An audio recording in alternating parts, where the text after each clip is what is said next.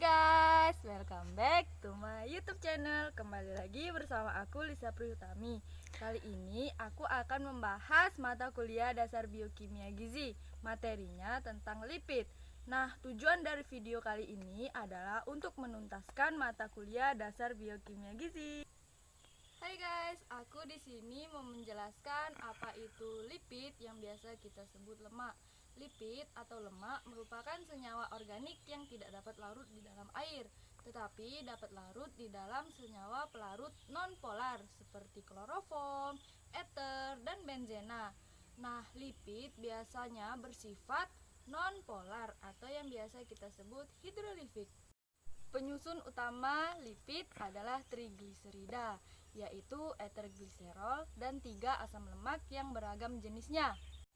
Nah, rumus kimia dari trigliserida adalah di bawah ini, yang dimana R masing-masing adalah sebuah rantai alkil yang panjang.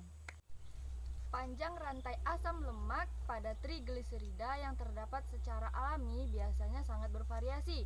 Namun, panjang yang paling umum adalah 16, 18, atau 20 atom karbon. Guys, baiklah di sini saya akan menjelaskan materi tentang proses ekstraksi dan pemurnian minyak dan lemak. Minyak dan lemak diperoleh dari berbagai sumber dan mempunyai sifat fisikokimia yang berbeda karena jumlah dan jenis ester di dalamnya. Struktur ikatan gliserol melalui ikatan kovalen sehingga terbentuk trigliserol. Terbentuknya antara gugus karboksil dan gugus hidroksil. Setiap pembentukan kovalen akan melepaskan satu molekul sehingga reaksinya disebut dengan reaksi polimerisasi kondensasi. Karena gliserin memiliki 3 gugus hidroksil, maka gliserin dapat mengikat maksimal 3 rantai asam lemak dan dapat melepaskan maksimal 3 molekul air untuk membentuk trigliserida. Trigliserida bersifat nonpolar karena gugus hidroksil pada gliserin diekstrifikasi oleh gugus karboksil dari asam lemak. Oleh karena itu, trigliserida bersifat tidak larut lemak tetapi larut dalam pelarut organik nonpolar seperti heksana dan ether. Dengan demikian, lemak dari bahan pangan dapat diekstrak menggunakan pelarut nonpolar. Di sini saya akan menjelaskan tentang peranan lemak dan minyak dalam kehidupan sehari-hari. Minyak adalah istilah umum untuk semua cairan organik yang tidak larut dalam air atau hidrofobik, tetapi dapat larut dalam pelarut organik.